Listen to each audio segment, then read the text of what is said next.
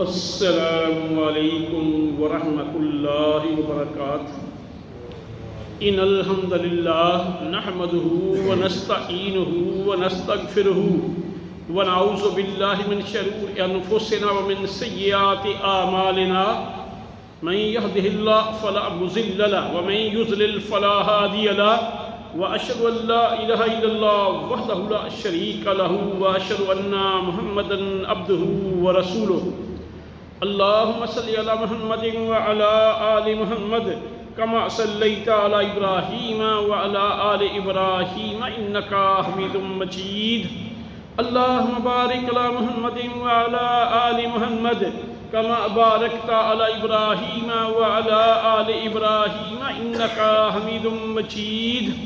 أما بعد فإن خير الحديث كتاب الله خير الهدي هدي محمد صلى الله عليه وسلم وشر الأمور محدثاتها وكل محدثة بدعة وكل بدعة ضلالة وكل ضلالة في النار۔ أعوذ بالله من الشيطان الرجيم، بسم الله الرحمن الرحيم۔ يا أيها الذين آمنوا، اے ایمان والو، إن كثير من الأحبار والرهبان، بہت سارے عالم، درویش، پادری، لیاکلون اموال الناس، وہ لوگوں کا مال کھاتے ہیں بالباطل، ناجائز طریقوں سے، وَيَصُدُّونَ عَن سَبِيلِ اللَّهِ، اور ان کو اللہ کے رستے سے بھی روکتے ہیں۔ اب اس میں اللہ نے سارے اہل علم کو نہیں کہا، زیادہ تر ایسے ہیں جو لوگوں کا مال بھی بٹورتے ہیں، انہوں رائے حق سے بھی روکتے ہیں۔ ایک تو یہ بات اللہ نے کی ہے۔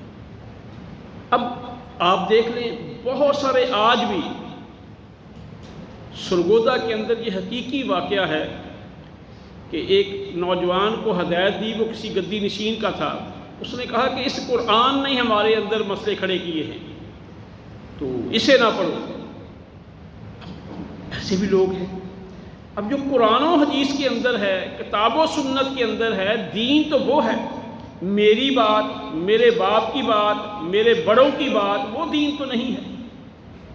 دین مین میڈ نہیں، دین پنچایتی نہیں، دین جو ہے یہ من جانب اللہ ہے۔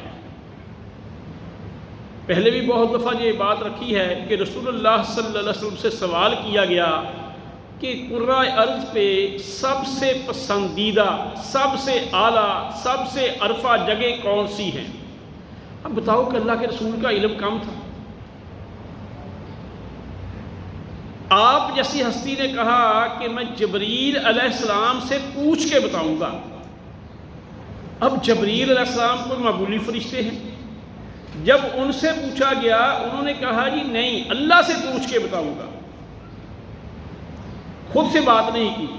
پھر حدیث کے لفظ ہیں، وہ کہتے ہیں کہ میں اللہ کے کبھی اتنا قریب نہیں ہوا جتنا اس دن ہوا، تو میں نے پھر اللہ رب العزت سے پوچھا، تو اللہ رب العزت نے فرمایا کہ سب سے بہترین جگہ مساجد ہے دنیا میں، مساجد۔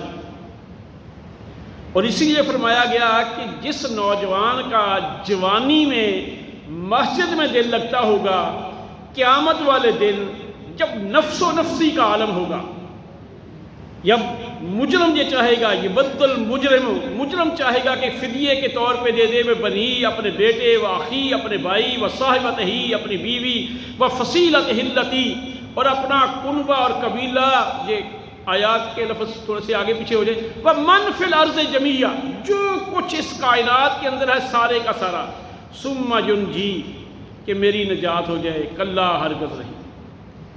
یعنی اس دن اس نوجوان کو اللہ کے عرش کا سایہ، کسی امبریلا کا نہیں، کسی درخت کا نہیں، اللہ کے عرش کا سایہ نصیب ہوگا جس کا دل مسجد میں لگتا ہوگا۔ اس سے مساجد کی اہمیت یہ آپ کے سامنے ہے۔ اب مساجد کا کام کیا ہے؟ مساجد، مدارس کا کام ہے لوگوں کے اندر اصلاح، لوگوں کی خیر خواہی، جو دین من جانب اللہ ہے وہ آگے بیان کرنا۔ اور اس دین میں نمازیں بھی ہیں، روزے بھی ہیں، حج بھی ہے، زکوٰۃ بھی ہے، بہت ساری اور چیزیں بھی ہیں، اخلاق حسنہ بھی ہے، لیکن جس کا مین جو ہے نا، الدین و نصیحہ، دین و نصیحہ، دین و نصیحہ، دین خیر خواہی ہے، دین خیر خواہی ہے، دین بھلائی ہے۔ لیکن ہمارے ہاں کیا ہے؟ ہم نے خود غرضی کو سب کچھ بنا لیا۔ اب خود غرضی کے بارے میں اللہ نے پھر اس کے بعد کیا کہا؟ والذین، اور جو لوگ یکنزون، جو جمع کرتے ہیں، ذخیرہ کرتے ہیں، ذہب سونا، والفضہ اور چاندی، ولا ينفقونها فی سبیل اللہ، پھر ان کو اللہ کے راستے میں خرچ نہیں کرتے، فبشرہم بعذاب علیم، پھر ان کو دردناک عذاب کی خوشخبری سنا دو۔ اب سونا چاندی جمع کرنا اس وقت منع ہے جب اس کی زکوٰۃ نہ دی جائے۔ زکوٰۃ کا لفظ، اس کے لفظی معنی ایک تو پاکیزگی کے ہیں، پاکی کے ہیں، دوسرا اس کی لفظی معنی ہے اضافے کے، کہ زکوٰۃ دینے سے مال میں اضافہ ہوتا ہے، جیسا کہ سورہ بقرہ میں آیا نمبر 261 ہے۔ اللہ تعالیٰ کہتے ہیں کہ جو لوگ الذین ینفقون فی سبیل اللہ، جو اللہ کے راستے میں خرچ کرتے ہیں، ان کی مثال ایسے ہے جیسے انہوں نے کھیت میں ایک دانہ کاشت کیا، اس ایک دانے سے 7 بالیاں نکلی، اور ایک ایک بالی میں 100 دانہ، یعنی ایک دانے سے 700 گنا۔ اور دوسرے مقامات پہ قرآن کی بہت ساری آیات کہ جو اللہ کے راستے میں خرچ کرتے ہیں یا اللہ کو قرض حسنہ دیتے ہیں، اللہ اس کو کئی گنا بڑھا کے واپس کرتے ہیں، کئی گنا بڑھا کے واپس کرتے ہیں۔ اب یہ ہم سب مانتے ہیں، علم میں بھی ہے کہ صحابہ میں اپنے مال کی سب سے بڑی ریشو، اپنے مال کا سب سے بڑا حصہ کس نے خرچ کیا؟ ابو بکر صدیق نے۔ کوانٹٹی کے لحاظ سے، مقدار کے لحاظ سے عثمان غنی کا زیادہ تھا، لیکن عثمان غنی کے پاس تھا ہی بہت، لیکن جس نے جھاڑو دے کے سارا مال اکٹھا کر کے اللہ کے رسول کے قدموں میں رکھ دیا، وہ تھے ابو بکر صدیق۔ اچھا، اب سب سے پہلے اللہ نے اللہ کے رسول کے بعد خلافت کس کو دی؟ دنیا میں اور آخرت میں مقام کس کا زیادہ ہے؟ انہی کا، یعنی اللہ کے راستے میں خرچ کرنے سے۔ اسی لیے بہت ساری روایات جن میں امام الانبیاء حضرت محمد الرسول صلی اللہ علیہ وسلم نے قسم اٹھا کے کہا، قسم، دیکھیں جو بات اللہ نے کے رسول نے کہہ دی ہے نا، ویسے کہہ دی ہو، وہ لازماً پوری ہوئی ہے۔ حضرت حسن رضی اللہ تعالیٰ عنہ آئے تو مسجد میں آئے تو گر گئے، آپ نے اٹھایا، کہا کہ میرا یہ بیٹا سید ہے، میرا یہ بیٹا سردار ہے، یہ مسلمانوں کے 2 گروہوں کے درمیان صلح کروائے گا، اور ایسے ہی ہوا، انہوں نے کروائی۔ یہ ہمارے شیعہ بھائیوں کی کتابوں میں بھی ہے۔ اچھا، اب جو اللہ کے رسول نے کہہ دیا، مسجد نبوی میں مصعب بن عمیر رضی اللہ تعالیٰ عنہ لیٹے ہوئے تھے۔ یہ مصعب بن عمیر خندق میں جنگ احد میں شہید ہوئے ہیں۔ کب شہید ہوئے ہیں؟ جنگ احد میں۔ اب ان کا کفن پورا نہیں تھا، ایک ہی چادر تھی، قد لمبا تھا، چادر چھوٹی تھی، اگر سر ڈھانپتے تھے پاؤں ننگے ہو جاتے تھے، اگر پاؤں ڈھانپتے تھے سر ننگا ہو جاتا تھا۔ پھر اللہ کے رسول صلی اللہ علیہ وسلم نے فرمایا کہ ان کا سر ڈھانپ دو، پاؤں پہ گھاس ڈال دو۔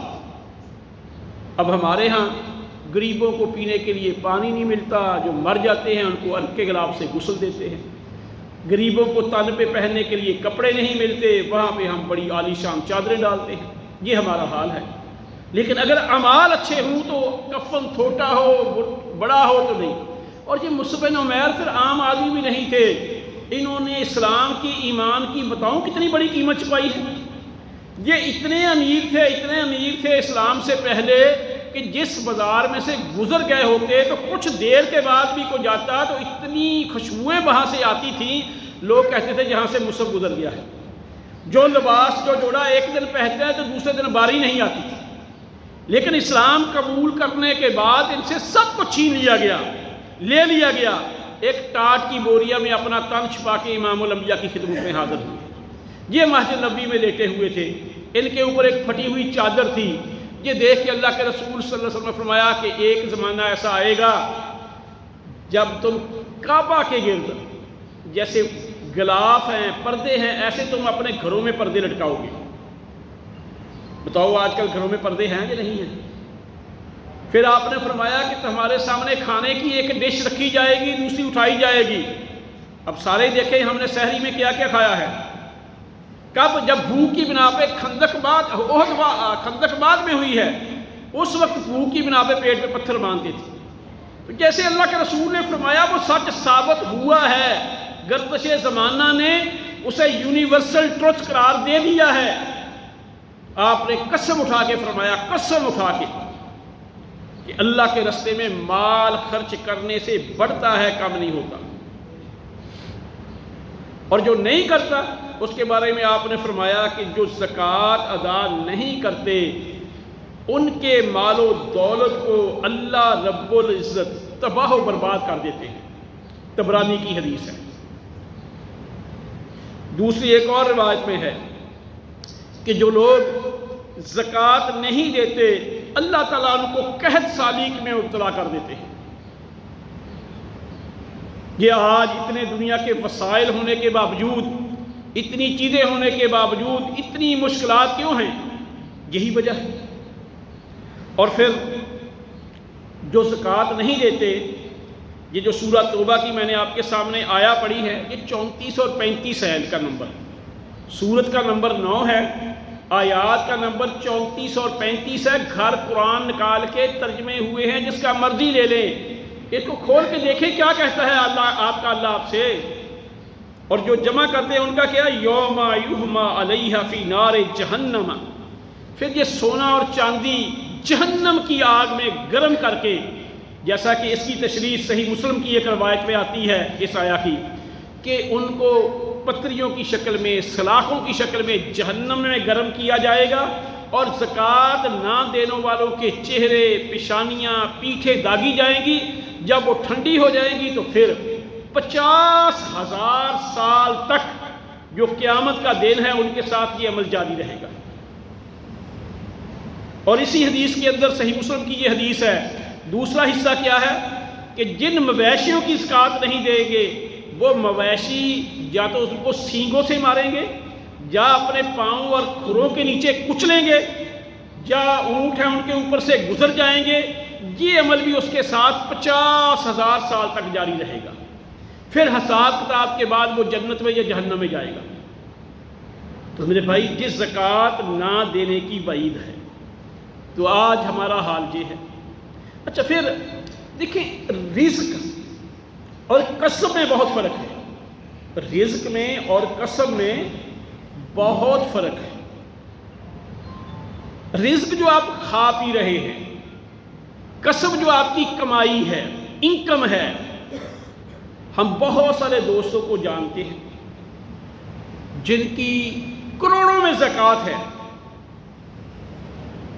اربوں پتی ہیں، بیوی کو قومے میں چلی گئی اور لیکوڈ شکل میں تھوڑی سی خوراک دی جاتی تھی۔ نہ وہ روسٹ کھا سکتی ہے، نہ آپ کی طرح کے مشروب پی سکتی ہے، مخصوص قسم کی دوائی ہے وہ بھی نالی کے ذریعے پیٹ میں، اور کتنے سال یہی رہی ہے۔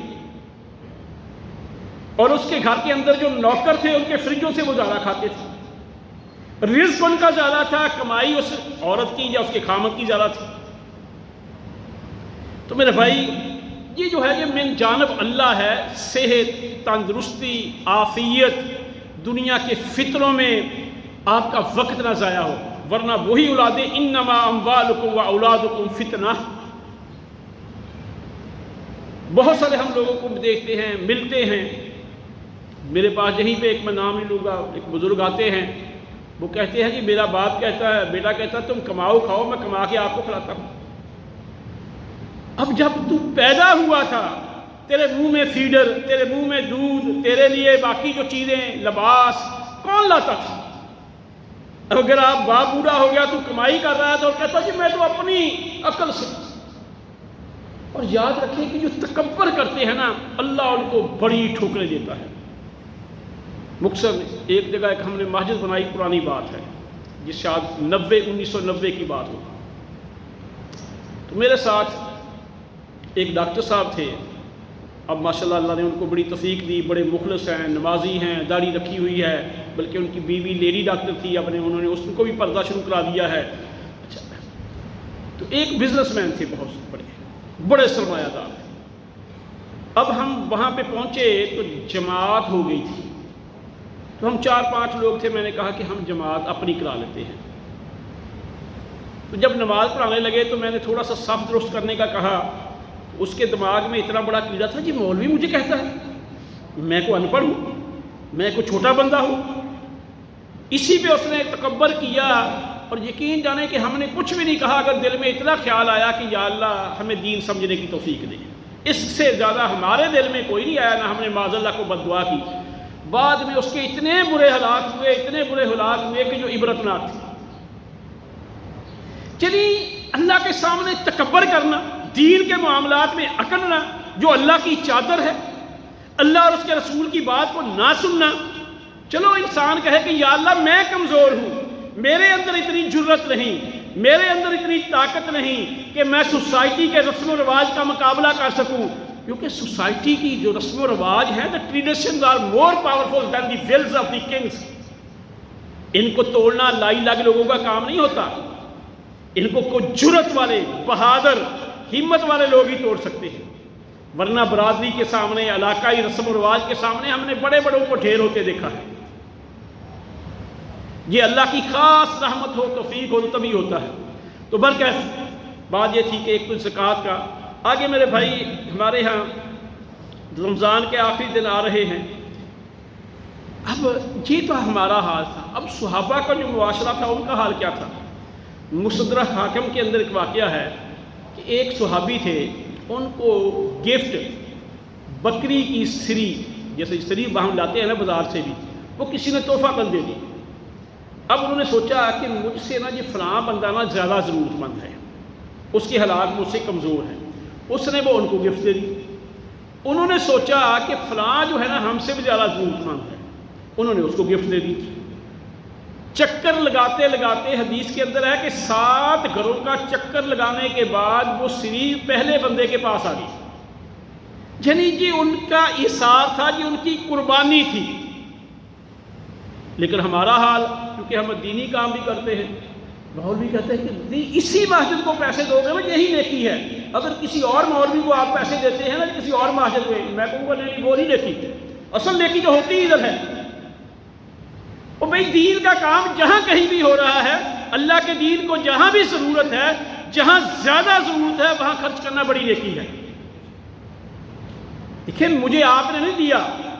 اگر یہ میرا عقیدہ ہے کہ یہ لوگ، ہمیں کئی دفعہ ہوتا ہے، ایک میرے بہت ہی ملنے والے بڑی اہم جگہ تھے، ہمیں ہوتا تھا کہ بھروسہ کہ جی جب کبھی کوئی مسئلہ بنے گا تو کوئی مسئلہ نہیں، تو وہ بیچارے شہید ہو گئے.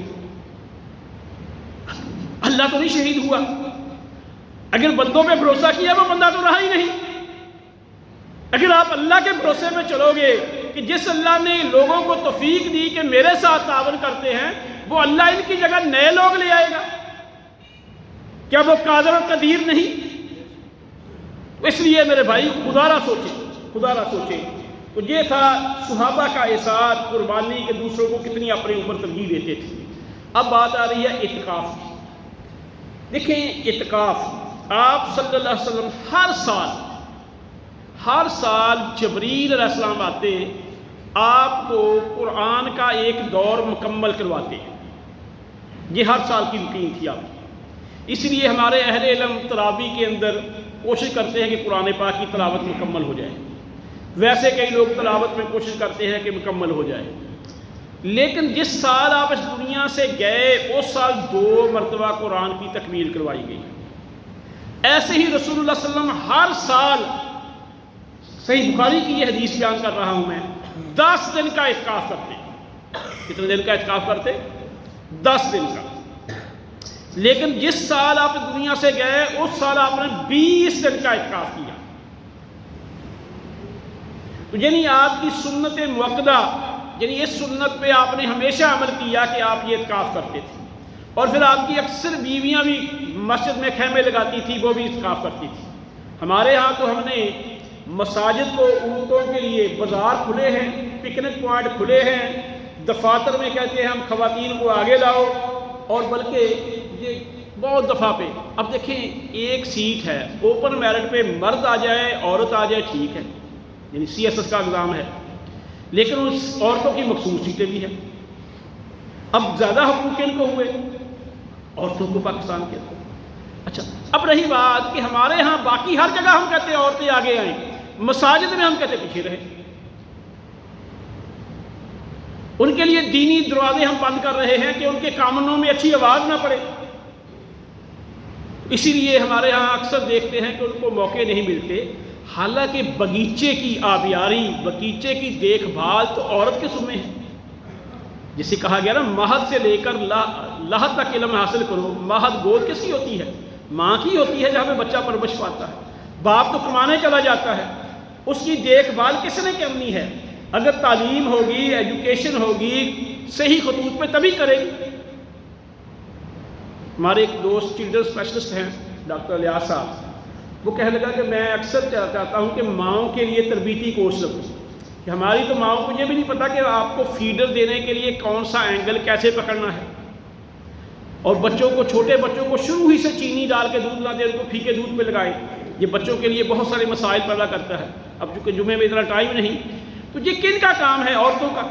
جب ان کی تربیت کے لیے، ٹریننگ کے لیے ہم نے کیا نہیں، اور اگر ہمارے سکول اور کالج وہ سوائے فیشن کے، سوائے کچھ چیزیں بیچنے کے، سوائے فنڈ بٹورنے کے اور کچھ بھی نہیں کرتے۔ حالانکہ یہ تعلیمی اداروں کا کام ہے کہ پرائمری تک بچہ ناظرہ قرآن پڑھ لے، پرائمری تک اس کو روزمرہ کی دعائیں یاد ہو جائیں، کیونکہ حافظہ اس وقت تیز ہوتا ہے، تاکہ بڑے ہوئے کو کسی طرح پرائمری تک سکولوں کے اندر بچوں سے باری باری جماعت کرانی چاہیے، باری باری ان سے اذان کہلانی چاہیے، باری باری ان سے تکبیر کہلانی چاہیے، تاکہ مسلمانوں میں کوئی ہو ہی نہ۔ اور یہی حال صحابہ کا تھا کہ جب آپ تھے 40 صحابہ صرف لکھنے کی اسکیل جانتے تھے، پڑھنے کی اسکیل، لیکن بعد میں کوئی صحابی کہتا تھا کہ مسلح پہ کھڑا نہیں ہو سکتا، کوئی کہتا تھا کہ مجھے اذان دیتے ہوئے شرم آتی ہے، بے شرم تو مولوی ہے۔ یعنی کہ ہم نے کیا کر لیا کہ ایسا کام جو ہمارے رہبر و رہنما نے نہیں کیا، ہم نہیں کر سکتے، تو ہم جیسا کوئی بدبخت ہے۔ تو ایک تو یہ بات ہے کہ ہمیں یہ کوشش کرنی چاہیے کہ اپنی اولادوں کی، باقیوں کی تربیت کریں۔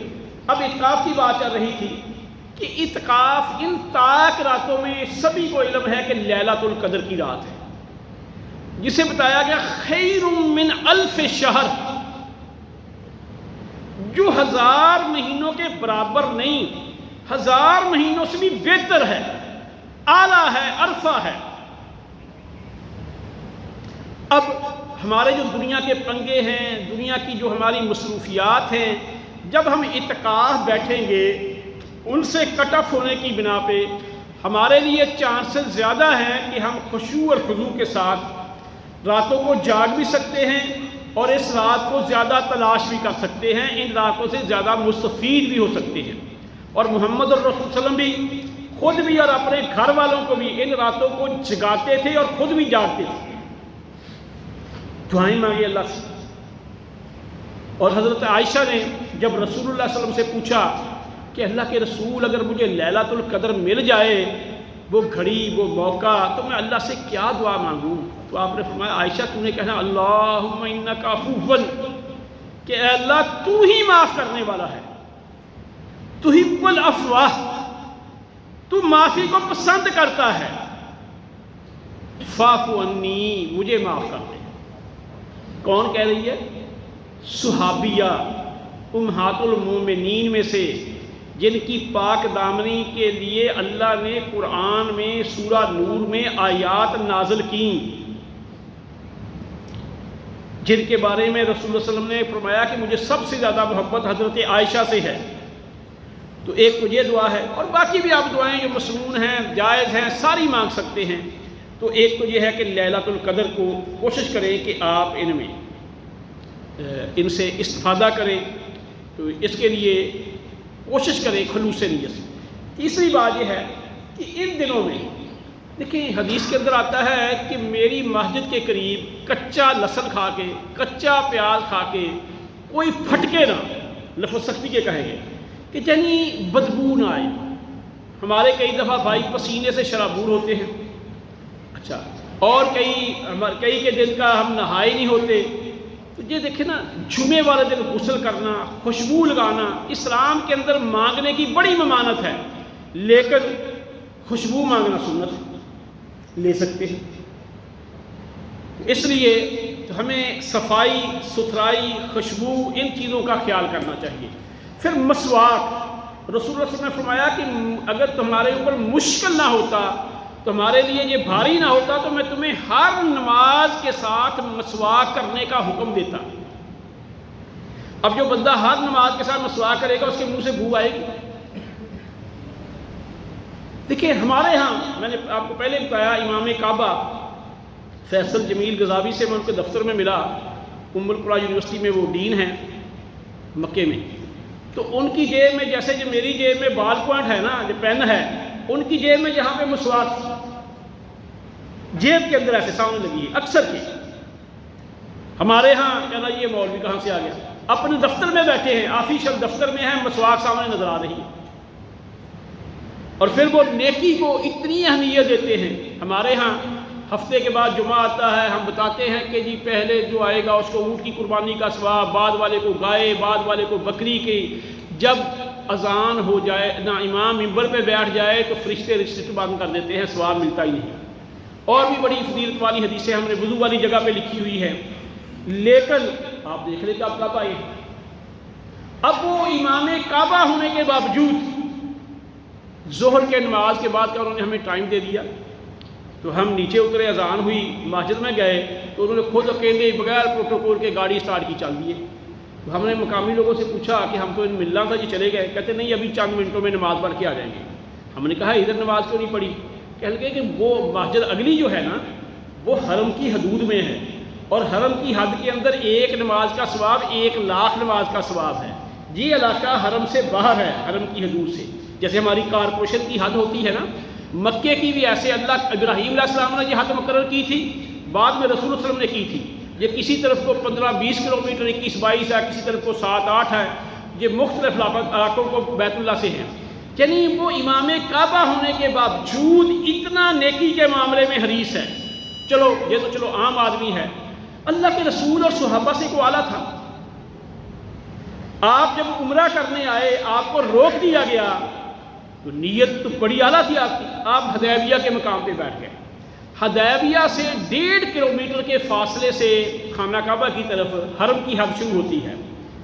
اب آپ آگے نہیں آتے تھے، وہاں کنواں تھا، وہاں بیٹھے تھے، اور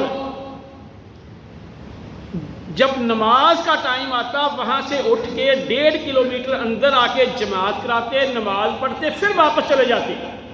یعنی فضیلت والی چیز کو وہ بھی نہیں چھوڑتے تھے۔ اور ہم نے بہت دفعہ بتایا کہ جتنے بھی آپ بزی ہیں، آپ سنتے چھوڑ سکتے ہیں، آپ نوافل چھوڑ سکتے ہیں، لیکن نماز با جماعت نہیں چھوڑ سکتے آپ۔ چلو کوئی ڈاکٹر ہے آپریٹ کر رہا ہے، کوئی اور اس طرح کی کوئی سیکورٹی کے اوپر ہے، وہ تو ہوگی، کوئی بات سمجھ میں آتی ہے۔ عام بندہ اپنی ذاتی غفلت کی بنا پہ فرضوں کی جماعت میں شامل نہ ہو۔ تو اللہ سے دعا ہے کہ اللہ ہم سب کو سمجھنے کی، غور و فکر کرنے کی اور عمل کی توفیق عطا فرمائے۔ وما علینا الا البلاغ المبین۔